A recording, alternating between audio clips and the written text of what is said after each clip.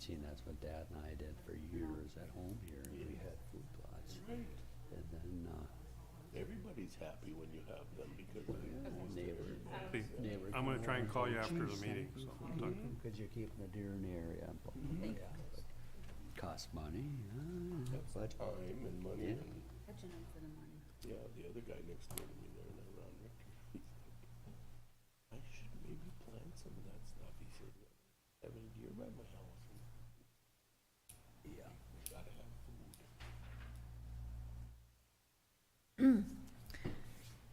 Good morning, and welcome to the Todd County Board of Commissioners regular board meeting. Today is Tuesday, November 2nd. Time is 9 a.m. All commissioners are present, along with Jolene from the Auditor Treasurer and our coordinator. We will stand for the pledge. I Pledge allegiance to the flag of the United States of America and to the republic for which it stands, one nation, under God, indivisible, with liberty and justice for all.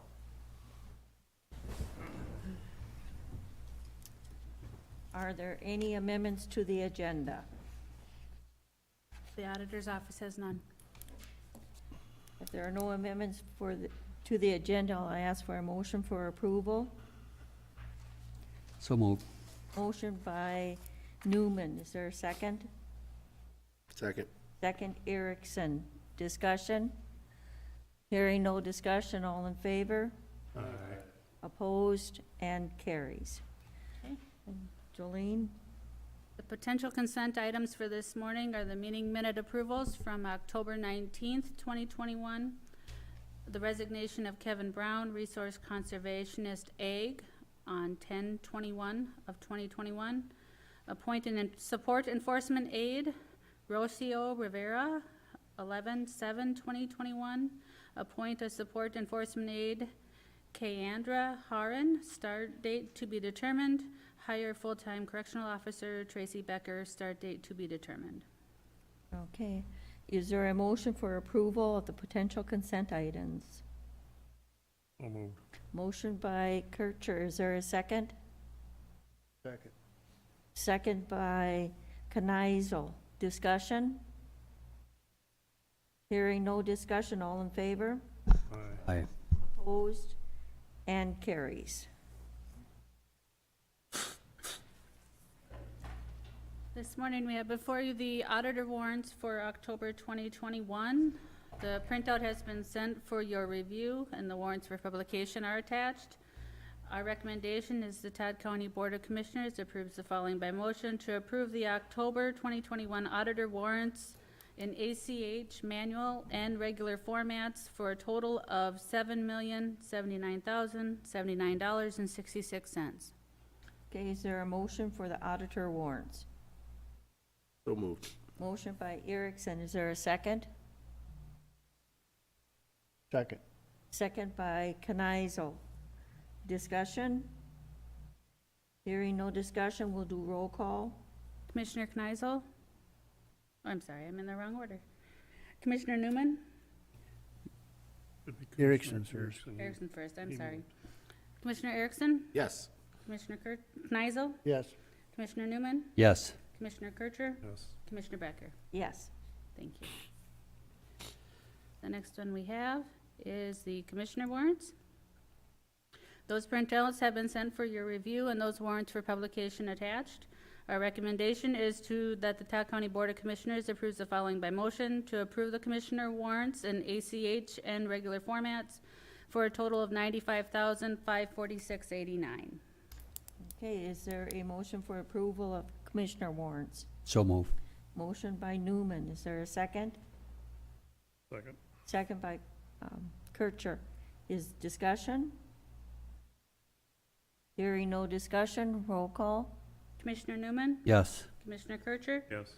Commissioner Kneisel? Yes. Commissioner Erickson? Yes. Commissioner Becker? Yes. Thank you. Next on our list this morning is the Health and Human Services Commissioner warrants. Those printouts have also been sent for your review. The recommendation is to approve the Health and Human Service Commissioner warrants in ACH and regular formats for a total of $23,413.51. Okay, is there a motion for the Health and Human Services Commissioner warrants? So moved. Motion by Kenizel, is there a second? Second. Second, Erickson. Discussion? Hearing no discussion, roll call? Commissioner Kneisel, Yes. Commissioner Erickson, Yes. Commissioner Newman, Yes. Commissioner Kircher, Yes. Commissioner Becker. Yes. Thank you. And lastly, from the auditor's office is the Health and Human Services SSIS warrants. Those printouts have also been sent for your review.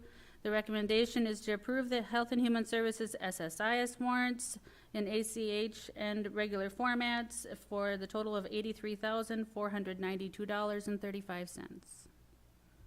Is there a motion for the Health and Human Services SSIS warrants?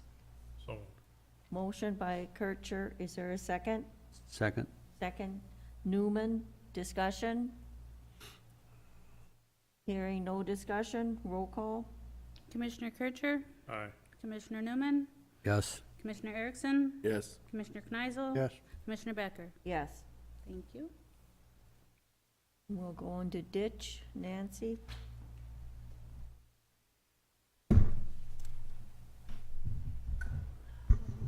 Good morning. Morning. Got two agenda items today. The first one is County Ditch 27, hold harmless agreement for ditch maintenance. Recommendation, the Todd County Board of Commissioners approves the following by motion. Acting as ditch authority, approve a hold harmless agreement petition from Dave Herron to clean approximately 2,034 feet of County Ditch 27 on parcel 2800150001, Wycombe Township, Section 17. He will do this project on his own property at his own expense. Okay. Is there a motion for the clean out of ditch 27? So moved. Motion by Kneisel, is there a second? Second. Second by Kircher. Discussion? Nancy, I see you have some pictures and so Yep. forth. Yeah, he was originally going to put in a crossing and clean another little section, but he has decided not to do that now. So I've got the map updated, crossing out. Okay. He's gonna do what's in yellow, and he's not gonna put that crossing in, or clean that little section there anymore. And then pictures of the ditch line, it's just very overgrown. That actually is a ditch line, looking off the culvert. Is there any further discussion? Hearing no discussion, all in favor? Aye. Aye. Opposed? And carries. All right, second agenda item is just to acknowledge receipt of County Ditch 22, hold harmless agreement for ditch maintenance. Recommendation, the Todd County Board of Commissioners approves the following by motion. Acting as ditch authority, acknowledge receipt of a hold harmless agreement petition from Roger Stender and Kyle Pesta to clean part of County Ditch 22 on parcels 1300-18500 and 1300-18600 in Iona Township, Section 19. Okay. Is there a motion for cleanup or ditch maintenance for County Ditch 22? Excuse me, Board Chair, it's just to acknowledge receipt. Just acknowledge of receipt, excuse me. So moved. Motion by Kneisel. Is there a second? Second. Second by Newman. Discussion? Nancy, you have pictures or? Nope, this is Any- just to acknowledge Just receipt. I'll bring the acknowledge? rest of it back at the next board Okay, meeting. all in favor? Aye. Opposed? And carries. Thank you. Solid waste is not here. Or, I think Chris McCon is actually coming for this one, so I don't see him yet. We might want to just move on to the next item, possibly. okay. And I believe that would be administration, Chris, so. Yep, so we do have vet preference policy change. We can wait for Sarah to come in, or we can jump to the next item within administration.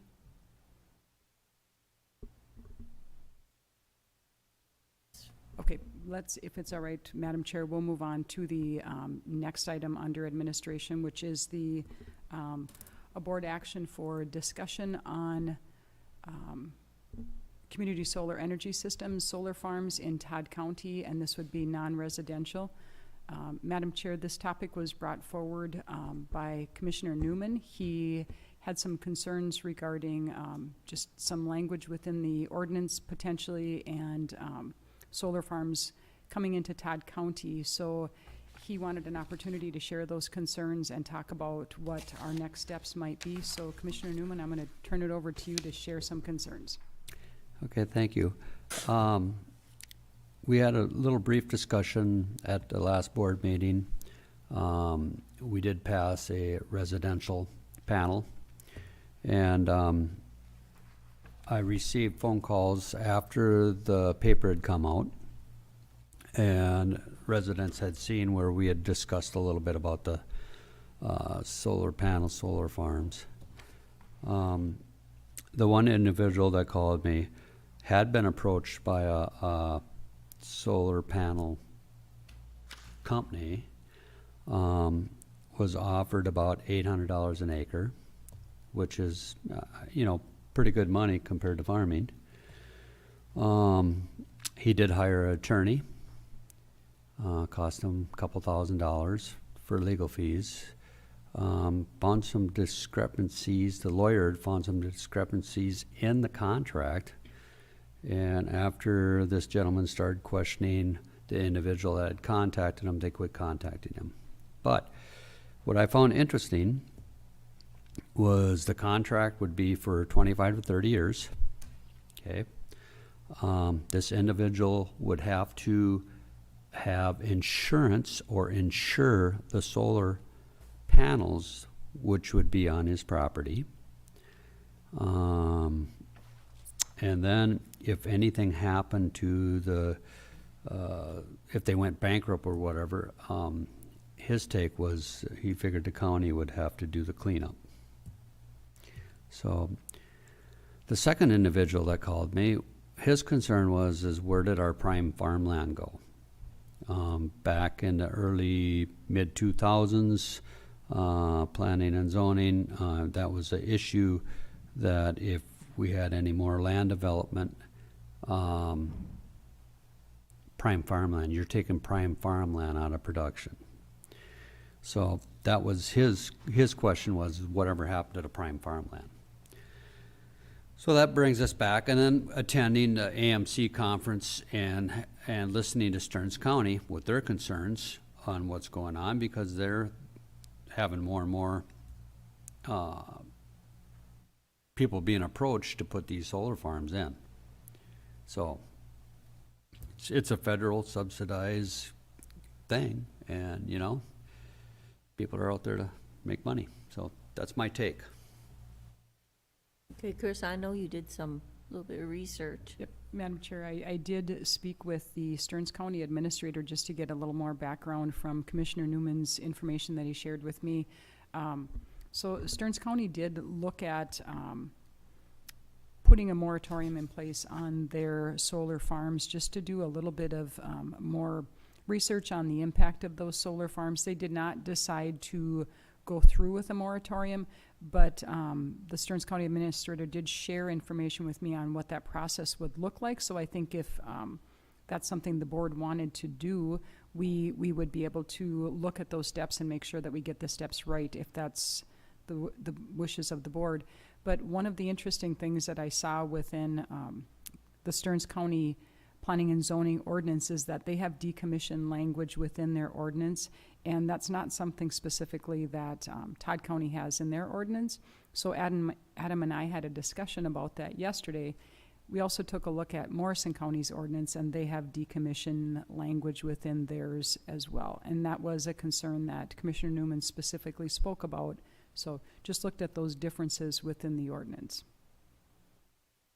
And I think one of the other things during the discussion this morning, we were talking, this is more solar farms where it takes over a large area rather than for a house or, And just to be clear with where we are at within Todd County, we don't have any solar farms currently within Todd County. So just to be clear on that. I am aware of one that's proposed up in Gary's area, but the county wouldn't have jurisdiction over it because that would be Stowe Prairie Township, I believe. But that is one that I know is coming down the line here. And when I talked with the gentleman, this was a couple months ago, he said they're probably 2 years out from installing anything. With the, you know, the design of everything, the layout, permitting with the state, it just takes a long time. But they were trying to get out ahead of it and make the county aware, and we directed them to the township because they do their own. We were talking just before the meeting, our solar ordinance, from the information I could find, was created in December of 2013. It hasn't been touched since.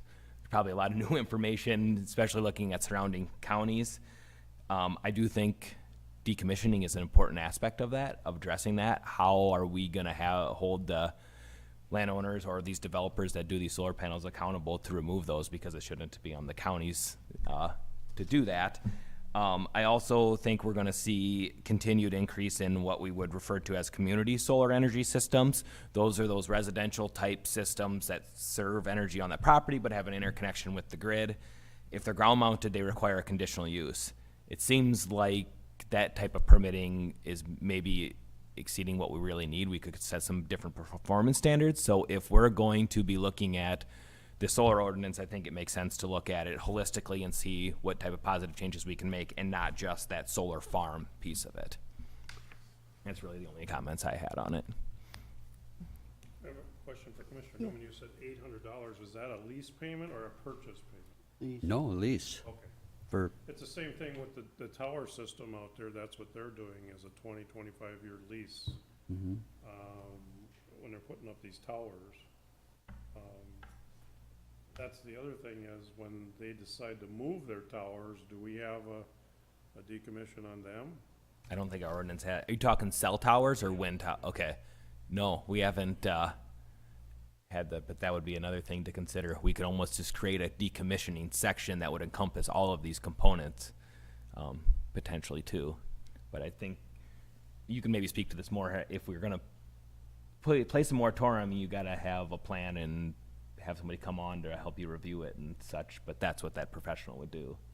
Yep, and I did search the Todd County ordinance. We have no decommissioning language within it, but there is a process that we would need to go through if we wanted to adopt a moratorium on this section of the ordinance. We do have to go through the process of scheduling public hearings for that, to enact that. So I think if more exploration wants to be, if you want to do more exploration on this, we would want to probably bring those steps back to the next board meeting, just so we get those steps correct in the public hearing and don't miss something through the process.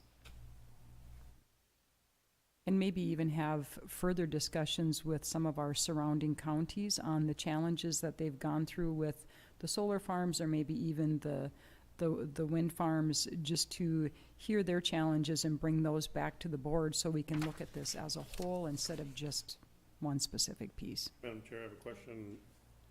Why are they naming it a farm? Is there a purpose in saying it's a farm, like a solar farm?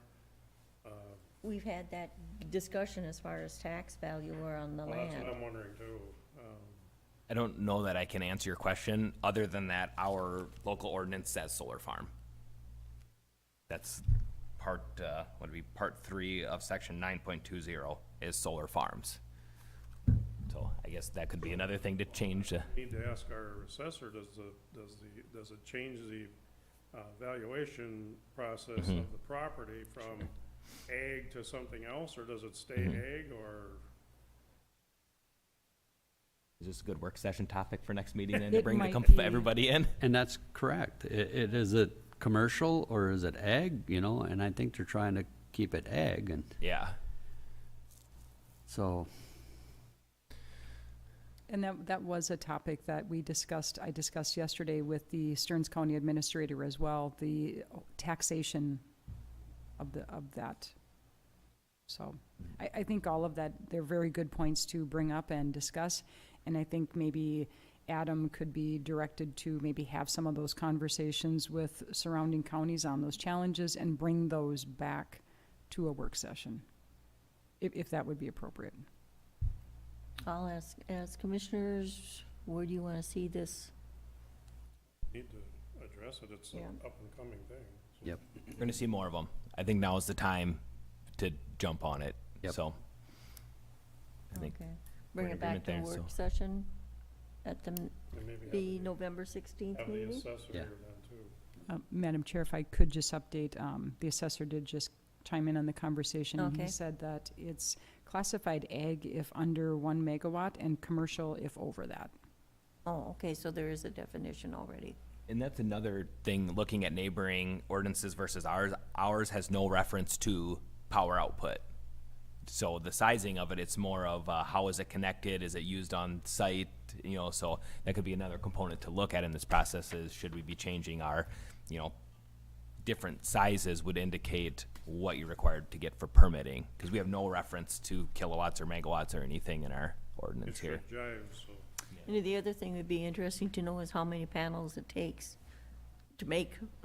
It's acreage, I think it's 7 to 10 acres, isn't it? 7 to 10 acres, 1 megawatt. Does it require a CUP? Depends on the nature of it. If you are using the panels for on-site purposes only, then you just need a land use permit, unless it's roof mounted. If you're putting it on the roof of your house, no permits are required at all. If you are roof mounted and have interconnection with the grid, you still don't need any permits.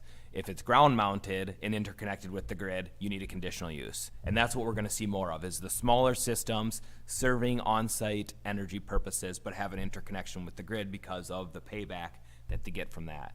But we're gonna probably, very likely, it sounds like, see some of these larger scale, strictly energy, wholesale energy production solar farms. And that's really, but while we're at it, I think it's important to just kind of look at this holistically and see what other changes are necessary to that section. If you guys want, this is only like 2 pages, not very long. I think I already have it clipped. I can send it out in an email and you guys can quick buzz through it and read what exists, and then at least you'll have that much. Okay. So is this addressed in a comprehensive plan? I don't think it is directly, but I could easily find that out too and answer that in that same email. Yeah, because when was the last time we updated that, Oh. Madam Chair? 2009 or 7? Ooh, It's been a while. We looked at that. So Yeah, we'll- and I we'll don't get that even data I because was we just did- reading it this morning and I can't Yeah. remember.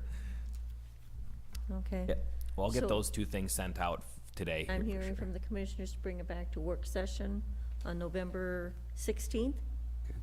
Okay, Okay? can do. All right, Okay, thank you. thank you. Thanks, Adam. You want to continue yours, or we should go back? I think administration will take Okay. maybe 5 minutes. Okay. So this is change to personnel policy. Yes. Thank you. Good morning. This is change to personnel policy. You are correct. The background being the Policies Committee has worked to review and update Personnel Policy Article 3, Section 3.03G, Veterans Preference. Your options be to approve the resolution or do not approve the resolution with the recommendation to approve the resolution. Okay, I will ask for a motion for the change in the personnel policy 3.03, and it has to do with the veterans preference. Is there a motion? So moved. Motion by Kircher, is there a second? Second. Second by Erickson, discussion. Hearing no discussion, all in favor? aye. Opposed? And carries. Thank you. Thank you. Thanks, Sarah.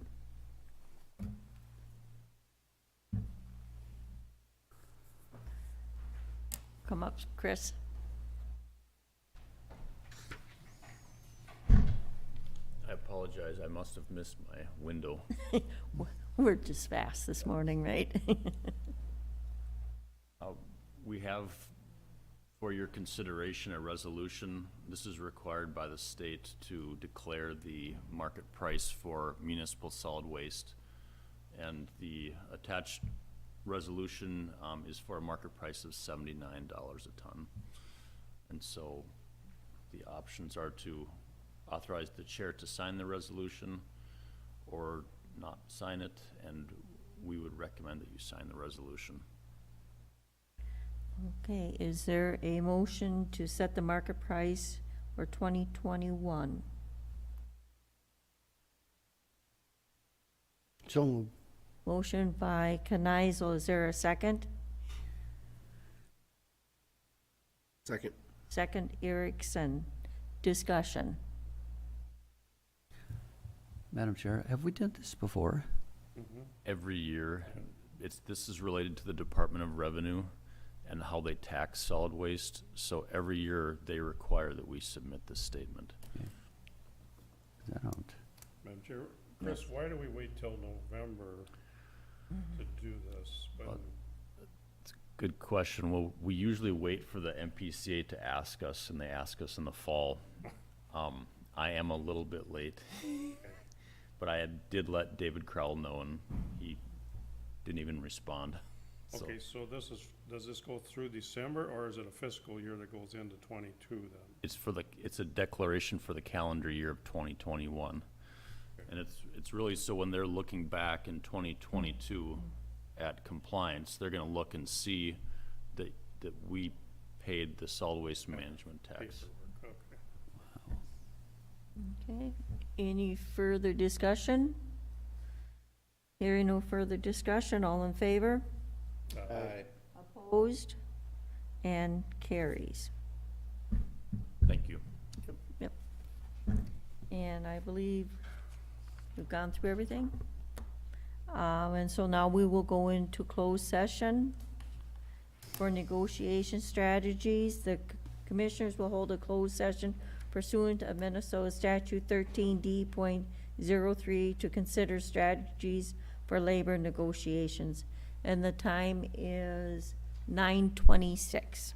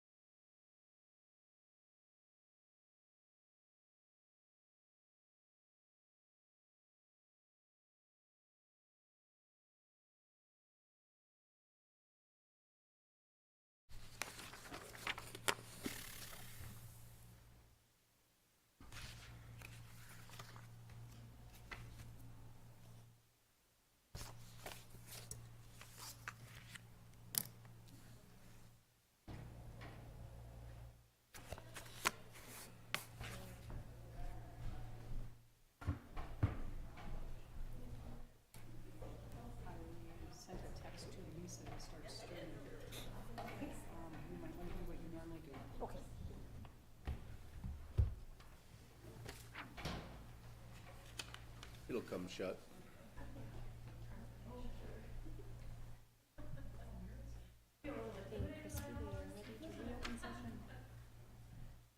Thanks, yep.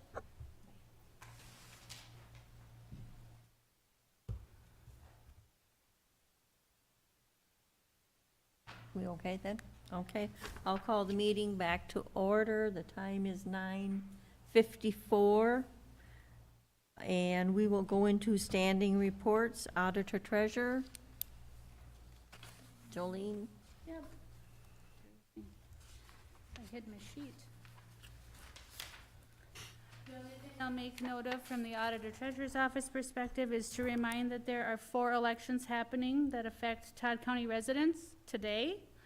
And those are the school districts of 487 Upsala, 213 Osakis, 743 Sauk Center, and 2753 Long Prairie Grey Eagle. So if anyone needs the polling information on that, please reach out to our office, as those are polling locations set by the schools. But all polls are now open and will remain open till 8 p.m. Okay, thank you. Commissioners' reports? Yes, Madam Chair. On Friday, we had a meeting over on Lake Osakis with Representative Poston, Representative Franson, and it was really good to see Senator Engelbritson. I hadn't seen him in like 3-4 years. We met on Millers Bay. We have some issues over there as far as sediment entering into Lake Osakis.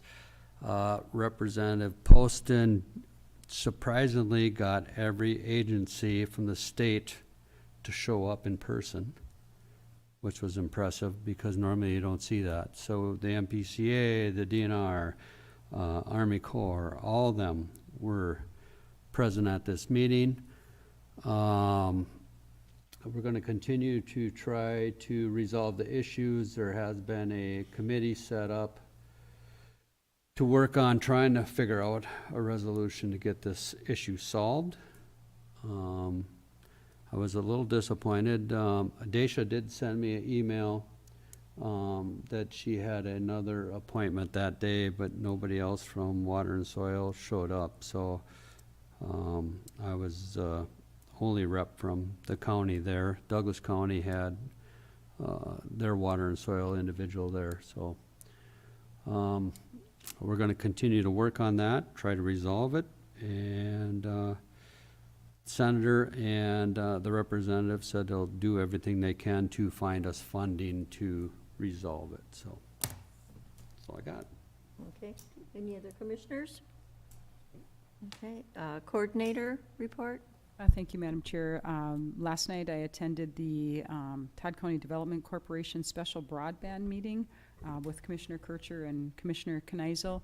Representative Poston was in attendance at that, as well as Ben Anderson from Congresswoman Fishbach's office. It was very well attended. We had a lot of townships there, and townships are really looking for how do they gather support or gather information for getting prepared for any of these broadband grants. One of the takeaways, one of the questions that came up was regarding when was the last time we did a survey on broadband within the county, and the last time we did that was in 2012. So just some sidebar conversations that maybe it might be time to do that survey process again. I will be talking with Rick Utek just to see what can we do to help further the efforts of the townships, and how can we promote the need for broadband within the county, and that survey might be a good way to start that. So I will have Rick coming possibly to the next work session just to keep the conversations going.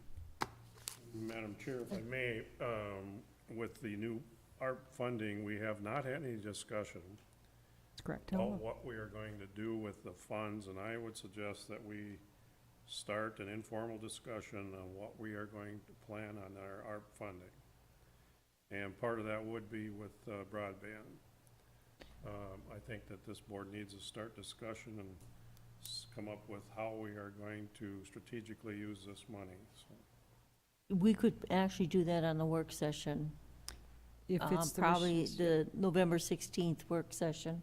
we will be prepared to bring that forward. Okay. So thank you. And the other thing that I wanted to just mention, just a reminder that we do have a District 4 meeting in Fergus Falls for AMC this Friday. That is from 8 until noon. And that has been posted as a meeting that all commissioners may attend. Correct. That's all I have. Okay. With that, the board will recess until November 16th. And then we will go into the work session. You guys want a few minutes or go right into it? Letter book. Okay, we'll go right into the work session.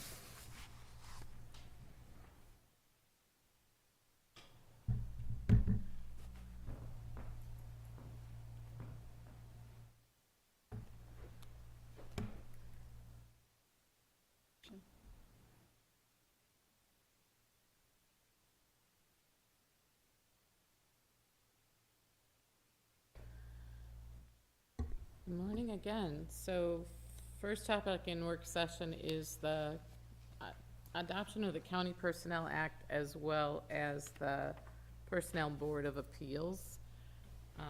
In an effort to get out of merit, we are required to adopt the County Personnel Act as well as create a Personnel Board of Appeals. The Board of Appeals requirements have been added to the grievance policy in the personnel policies. Some questions that came up at the last work session were how many organizations are currently in merit and how many organizations are trying to get out of merit, as well as costs for merit. And This one? sure, try it. Coordinator Pelzer has provided some information to the board about that.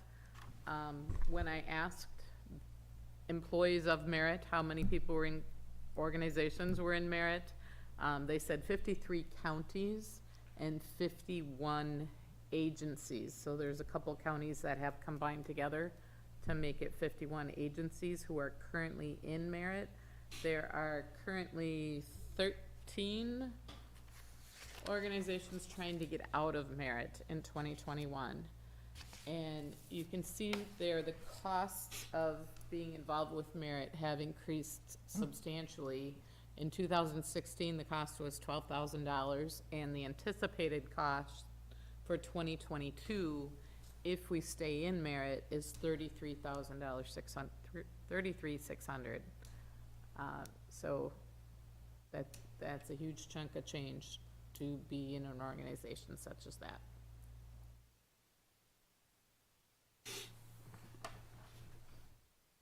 So, Madam Chair, the document that we have in front of you, and each one of you have included in a packet, it talks about why are we in the merit system and what benefits we have for being in merit. And Jillian, if you want to just kind of scroll down, when we look at the reasons why we might want to withdraw from merit, there are more and more counties that are leaving merit.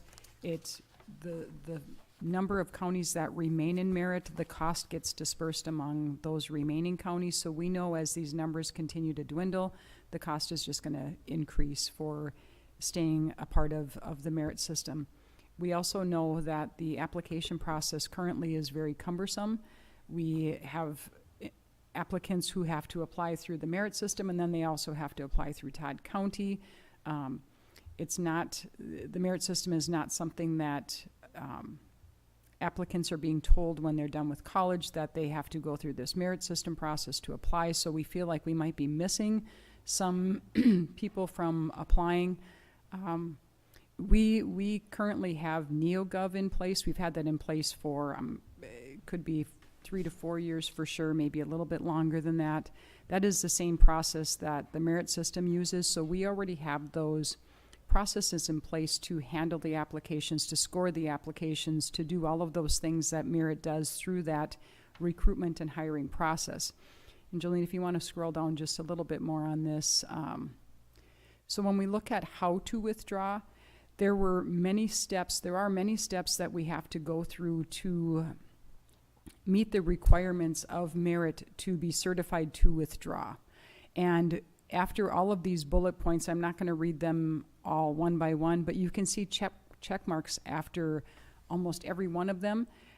There is the final step of this is to have a board resolution indicating that we've established our own merit system of personnel administration, and that's what we're hoping to accomplish at the next board meeting, is that we bring that resolution forward, that we are adopting the County Personnel Act, and we will establish the Personnel Board of Appeals. So part of this process also is establishing that Board of Appeals. I sat with Sarah in her final meeting with Merit, and we talked about this Board of Appeals and how soon do we have to have this in place.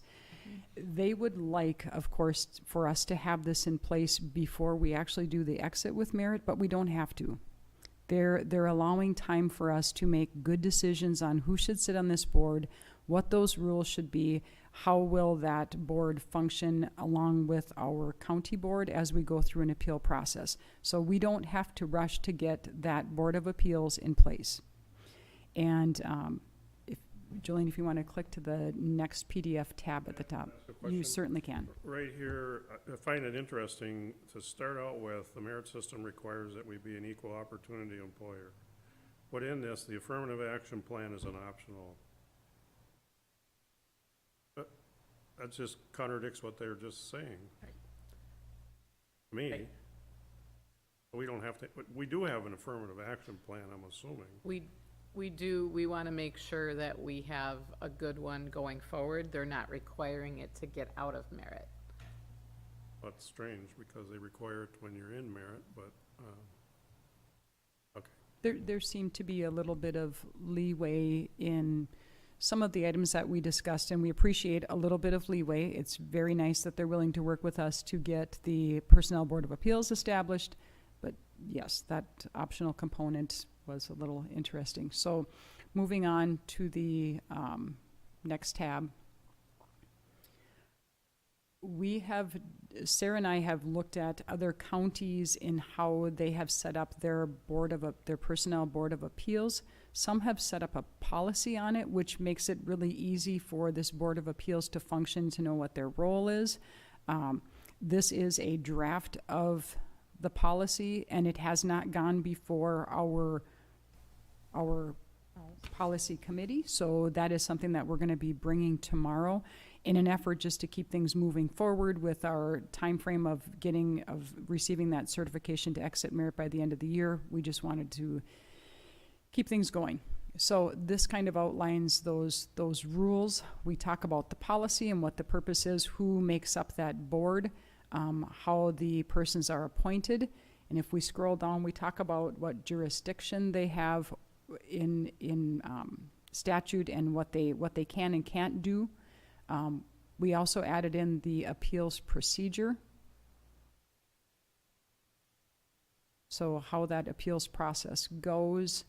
And if we scroll down just a little bit more, we go into a little more detail about actually conducting a hearing and how that will be done. And then that final decision. And this decision piece is a little bit interesting in that the decision of the Personnel Board of Appeals, they go through their process and they make their determination and they make a recommendation to the board. But if the employee who is asking for the appeal or has the grievance has federal dollars attached to what they do or to their work, the decision made by the Personnel Board of Appeals is binding and final. So that's just the one caveat to all of this. I mean, it's the board's decision on the final decision is with the board unless there is federal funding attached to the position. So I do want to just point that out. We also looked at what potential qualifications might be when looking at a member of this board. And Jolene, if you want to go to that third tab. So looking at what some of the other counties have done, we looked at, we would want the members of this Board of Appeals to have some managerial experience, maybe some experience in human resources, or have some legal experience with labor relations or civil law. We know by statute that the individuals who can't serve on this board are those who do have contractual, commercial, or professional relationships. They can't be currently employed with the county, and they can't be anybody who holds a county office or is a candidate for a county office.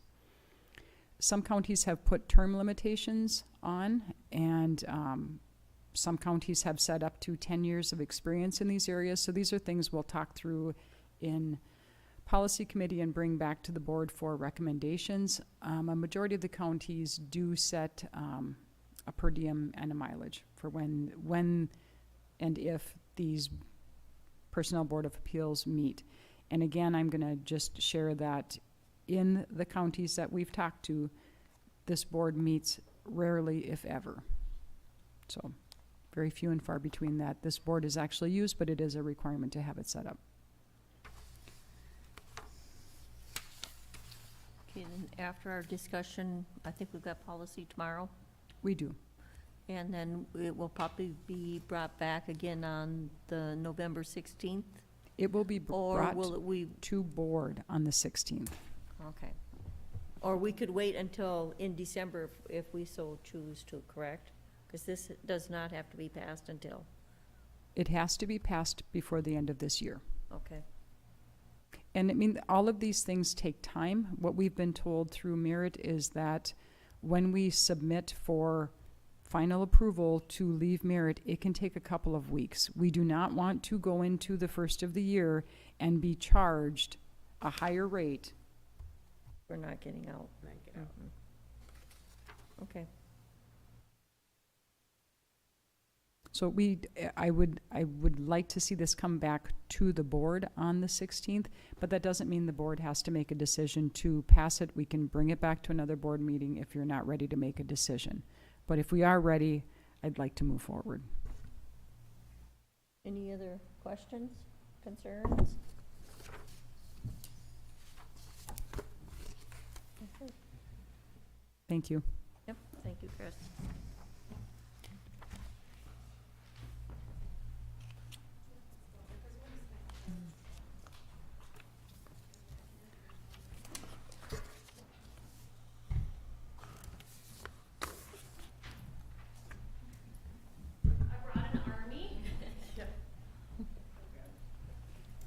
Conquer with, Conquer with numbers. yeah. There you go, Kim, get it in there.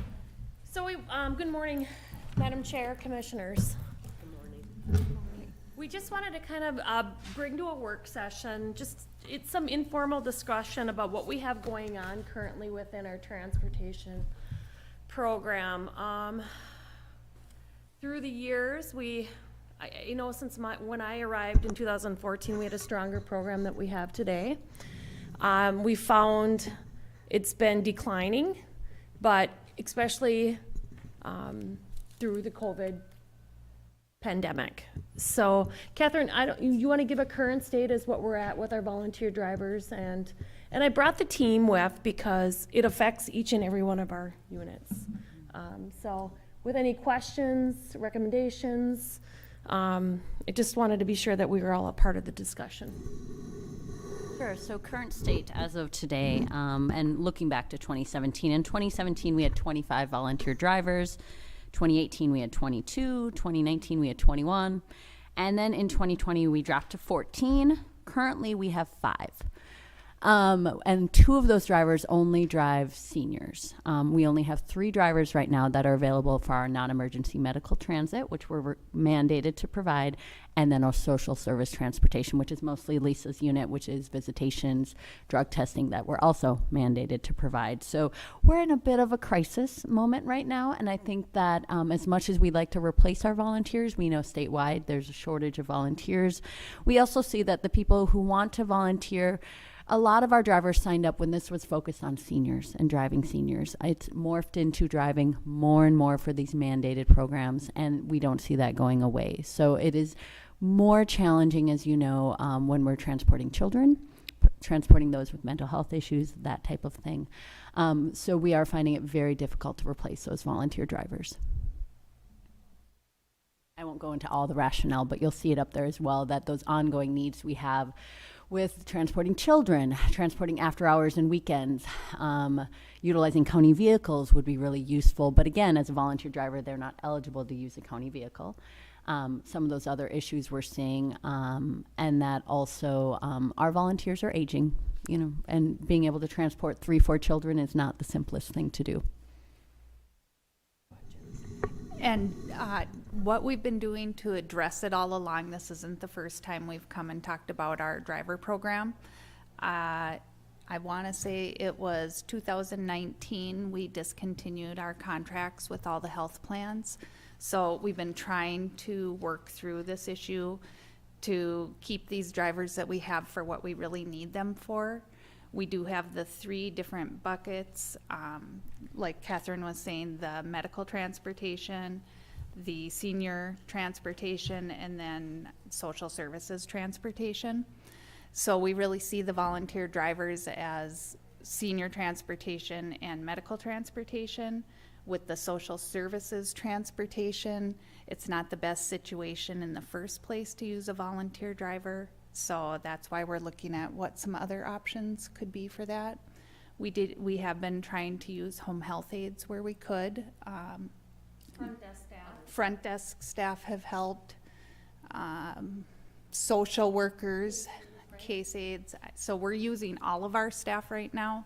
This would be just a different way to look at using the staff specifically for that purpose. We've also been working with Rainbow Rider around some of the needs. I don't know, Catherine or Jenna, if you can speak to that a little bit. Yeah, I mean, whenever possible, we use Rainbow Rider and Friendly Rider and any of our transit providers. Like Jenna said, when we stopped contracting with the health plans, we still have to provide these different modes of transportation. So we all know their hours are not evenings and weekends either. So, you know, it really is a tough situation that we have. And I know everyone's struggling with transportation, from healthcare to, you know, some of our adult foster care agencies as well. So absolutely, we use Rainbow Rider and Friendly when we can, but that's just not always the case, especially for these visitations, especially when you're going to pick someone up in Perham and driving them here for a visitation. You know, it's just, we need a lot more flexibility with our drivers. When you use staff to drive, do they use their own car or do they have to use the county car? We really encourage that they use the county fleet. Okay. Right, any county employee is, you know, requested to use a county vehicle, but at this point, a volunteer driver cannot. So when they do have to transport 3-4 children, it's not realistic. You can't have a volunteer driver do that. Yeah. Which is really interesting, because I believe Brenda from Rainbow Rider is scheduled for the 16th at a work session. So they will be down here too. And what's interesting too, if we utilize Rainbow Rider for any child protection needs or court-ordered visits, when it comes to transportation, we then need to have a worker in the vehicle with them, correct? Yeah, we haven't utilized them just because, well, it's difficult with car seats and booster right. seats, and plus they have a very limited area. You know, our kids are placed all over the state, so, you know, they'll only go a certain distance, and that, you know, there's that impact too for like parents with our court-ordered services. A lot of them go to St. Cloud, Little Falls, Alexandria for a lot of services, but Rainbow Rider doesn't, you know, go outside of that area, so. Yep, it's really only our medical rides that we can use Rainbow Rider for. We've also signed contracts with all the schools, so that was another way we've been trying to mitigate some of the rides that we provide. So if we have a child that's placed in a different school district, the schools will take care of that transportation, whereas before it was us taking care of that. So we've really tried to minimize where we can and find solutions. And I wish we had the solution with the problem, but that's why we're bringing it forward, just to kind of have an open dialogue. I know there is the ARPA funds that are available. I haven't seen, I should say, I haven't read through the the book to see where transportation, where that fits or not. Chris and I did have some discussion about it. There is an opioid, Jenna sent just a quick email this morning with the opioid epidemic response. We heard a little bit about that at HHS policy committee meetings in Arrowwood in September. But those might be some dollars that we could utilize for transportation, just as an early discussion. But I wish we had the solution. I don't think we're the only county in the state of Minnesota that we're seeing these problems with. I'm hearing from my directors, fellow directors in MAXA, that it really is a central Minnesota where we lack transportation and public transportation to be able to utilize those services after hours. Jackie, was it last year or 2 years ago when when they can only do so many hours or gets paid so much, or they have to report it? So was that ever resolved or not? It was last year. It was. For volunteer drivers. For volunteer drivers, okay. Jackie, can I ask a question? Absolutely. Regarding the transport of children and the car seats? Has that ever been done historically by the volunteer drivers, or has that historically been done by the child protection workers? Go ahead, Lisa. Sorry, I was gonna say, we utilize the volunteer drivers that were willing to do that, but a lot of our volunteer drivers were elderly, so it's very difficult putting in a car seat and taking it out, and then we just have seen like a decline in anyone wanting to transport the children, because we have like sibling groups of 3 or 4 kids, and even they don't have a vehicle that they can utilize for that either. That's big enough. So a lot of times our social workers end up doing the transportation because we don't have another resource for that. So, and that's what I from my standpoint, that's kind of what I've seen, is that really that part of the transportation has, for the majority, been done by the worker. yeah. Okay. Yeah. Can I ask? Due to a lack of options. When you're transporting kids, where are you transporting? You said the school district's doing it from school district to school district, correct? Lisa, So you had just. what other transportation needs are there? So we have, the majority of our transportation is because we have custody of the children that are in foster care. We act as their parents, so we're transporting them to like medical appointments. A lot of it's the visitation with their parent. We're transporting the children, and then sometimes we end up transporting the parent as well, because they don't have a mode of transportation to get to and from. And because we're court ordered for the reunification efforts, it's our obligation to figure out how to get everybody to and from. I would say we utilize the transportation when we had court in person, a lot of court, to make sure that the parents were at court. We utilize them a lot for, a lot of our cases have chemical abuse issues, so we're obligated to transport the parents to drug testing facilities. So I would say that's a majority of it. The medical or the mental health appointments, some of that can go through insurance, and they help with that, but. Okay. The other thing I heard is that the volunteer driver gets paid when they have a passenger or a person with them, but if that person gets hospitalized or something, and the return trip would not be paid then? Is that correct, or information or not? No, that is actually not correct. For our volunteer drivers, we have opted to pay them what we call no-load miles. So when they're unloaded, maybe from their home to pick up someone to give them a ride, they get mileage for any time they're driving for us, whether they have a passenger or not. Yeah. Okay. The trip is set up by us. We do have the issue with CentraCare calling our drivers because they have a list, and so someone will show up there at the hospital or the ER, need a ride home, and they'll call our drivers. That's not set up by us. we've told Centricare it's on them to pay our drivers, and then they'll sort of submit a claim to us, and we'll say, well, we didn't set up this ride, and this isn't a client or on medical assistance. So we've had those issues as well, that we've really tried to work closely with Centricare so they understand that if they set up those rides, it's on them to pay those drivers. But you are correct, the state does not pay That- the that's no-load us. mileage. That's Todd County The paying. Todd County would pay, At Right. what rate are you paying them mileage? Federal mileage rate. Federal mileage rate. I thought the MA was 20 cents or something. It is if you have a vested interest, so if you're driving your own children or you're driving a neighbor or, It's less, quite a bit. then it's only 22 cents. 22 cents. Wow. I have a question, Madam Chair, on the pool, you want 3 to 5 intermittent part-time. And you just said that you have, we're down to 5, which is maybe not workable. Is 3 to 5 enough? I would say, I think we're just rolling the dice and it's a shot in the dark at this point, and then with the ability, if, you know, we would need to add more, have that consideration.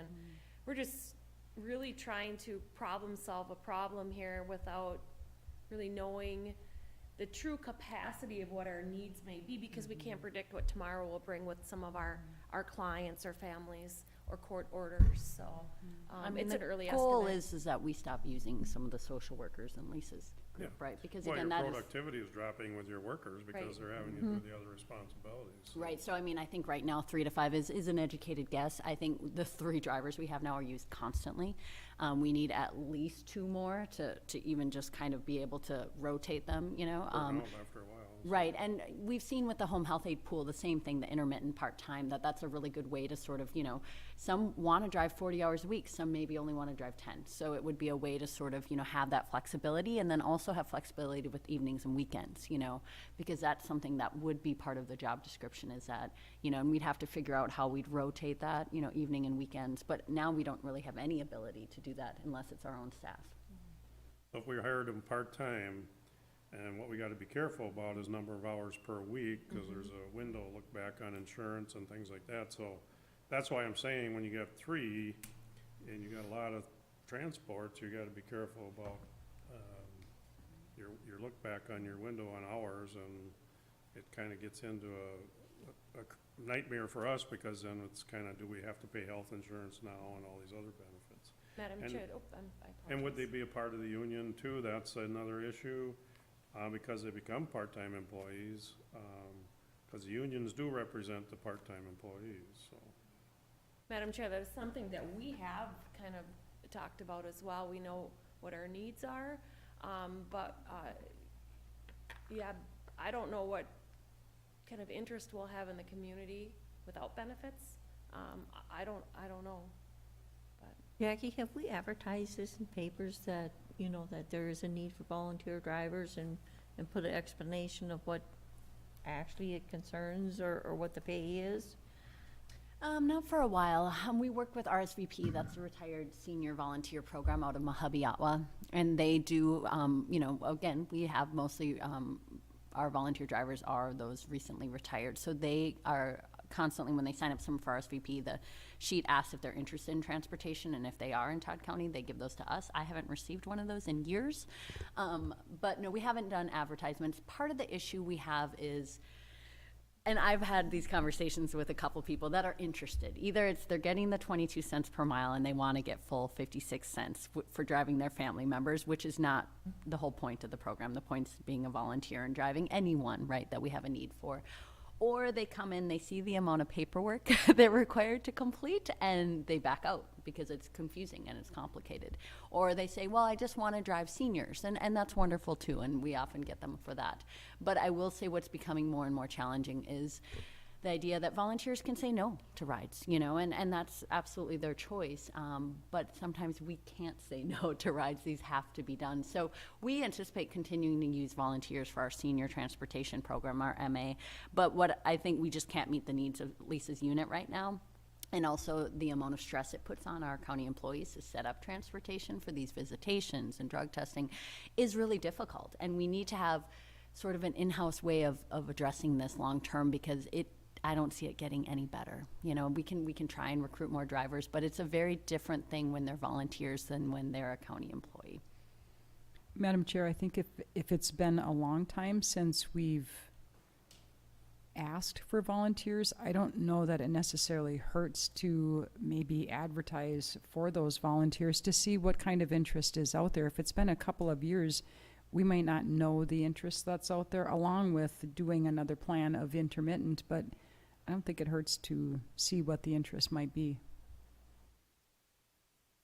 We have a need for volunteer drivers for the non-emergency medical transportation as well. So I think there's always going to be that need. And if we can find those people, that's just a bonus for us. COVID would probably be one of the issues. Yeah, People it aren't does. volunteering much anymore, but can't we, if you, and I understand when you said the application process is a little bit extreme, can't we expedite that process a little bit and reduce the, I mean, we can. I mean, we have to do a background study, right? And the fingerprinting isn't even being done right now, which is sort of being waived. Every new volunteer driver that comes in, I meet with them, right? And I walk through the program. We have a handbook we've developed. And then we normally try to have them, you know, work with another volunteer driver so they can understand that. There just hasn't been much interest. And then I will say, unfortunately, some people get into it for the wrong reasons. Again, they only want to drive family members. So we also have to remember we're reimbursing mileage. That's it. We're not paying them a per diem. We're not paying an hourly rate, right? So some of these drivers will drive people down to the metro and sit there for hours. So I think some people think it as a job, and it's not. I mean, you're getting reimbursed for your mileage, which is a nice, you know, perk for our volunteers, and thankfully they're not being taxed anymore as income. But it truly is sort of that mentality of being, you know, a volunteer and being willing to do that. We've also had a couple people say, well, I'd do it a couple hours a week. And that's great. But that still doesn't quite meet the needs of what, you know, the volunteers we've had, and they've been wonderful, are almost, they're doing this nonstop. You know, the Al Parishes of the world, we all know, has been doing this, and without them, we'd be really lost. So I definitely think we can try and recruit more volunteer drivers. I don't know if that'll meet the needs long-term that we have for these mandated services. I think it's both. So, Madam Chair, Rainbow Rider does have a volunteer driver program. They do advertise for that. They've been getting, it's been getting used quite a bit. And they said the drivers travel every day of the year, anywhere you need to go. So, again, you know, if we advertise for volunteer drivers, I'm sure we can. Are they paid hourly, though? Do you know? They are paid, nope, they volunteer their time, but they are reimbursed for their mileage. And Rainbow Rider is coming in here on the 16th. And So- we have asked them if they were interested in working with us, and they did not want to take over our volunteer driver program. From what I've heard, they have just as hard a time as we do at recruiting volunteers, and they have a few that are able to do Rainbow those, but- Rider?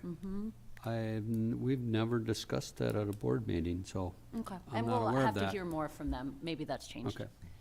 And just one thing to keep in mind, Rainbow Rider would be charging the counties per ride also. That's my understanding, like for the rides that we would send their way, there would be like an administrative fee.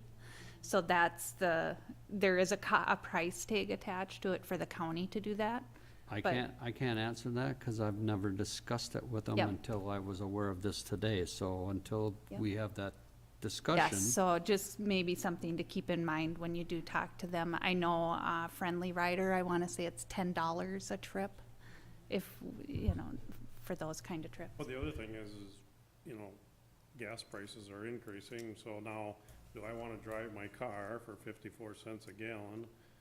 You know, or 55, whatever it is. 6 cents a mile. 56, I'm sorry, I haven't been keeping up with it, but anyway, you know, at 3.19 and probably going up, do I wanna drive for that cost also is another factor, so, and the wear and tear on my car, but, it's just a lot of things that people take into consideration. The thing that scares people nowadays is being sued over something silly, and it just kinda scares people away from volunteering. It's sad, but it's kinda the way it goes, but, I think the part-time thing is maybe the way to go, then it's less headaches, and you have somewhat of a guarantee of having someone available, so.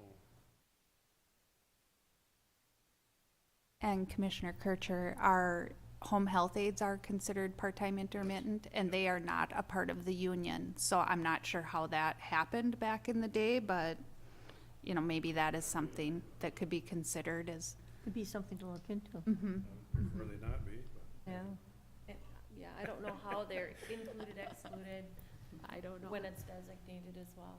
Or they can grab something they do, so. So again, we don't have the answers. We're just, wanting to come in and share what we've been, seeing for a great period of time. And we can come, I think, the majority of us who can make it next week when Rainbow Rider is here, are they in a board meeting or in a No, work work session? session, Perfect, so kind of, That's Yeah. in 2 weeks, right? the 16th, we can come in of that discussion, some dialogue as well. Yes, and Madam Chair, they are starting up their ambassador meetings Yeah. again, so we're gonna start having them in person here in the county, so. Oh, they quit that? Yeah, over COVID. COVID, Yeah. And just from my perspective, Rainbow Rider has been really good to work with. So we encourage having them. They've been doing more medical transportation for us locally. So if we can get those local rides, they've been very flexible with times for picking people up, destinations. I think if we could give them, we've always had that north-south boundary issue a little bit. If we could Yeah. break through that barrier, we could probably get even more out of them. And I've So- had that discussion with Friendly Rider at the last meeting, also Rainbow Rider, because it seems like that Briarville is a cutoff, Well, that's where the we can't, state that cuts, Yeah, makes that that's line. where we can't go back, yeah. It's hard as a county to be cut in half. The state wants you to have a transportation system, but yet they draw lines in the sand that you can't cross.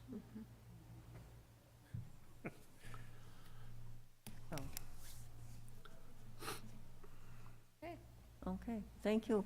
more dialogue. Yeah. Thank you.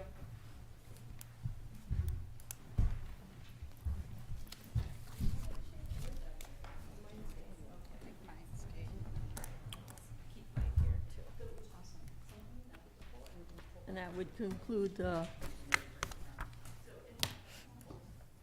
get to that at the end of the year,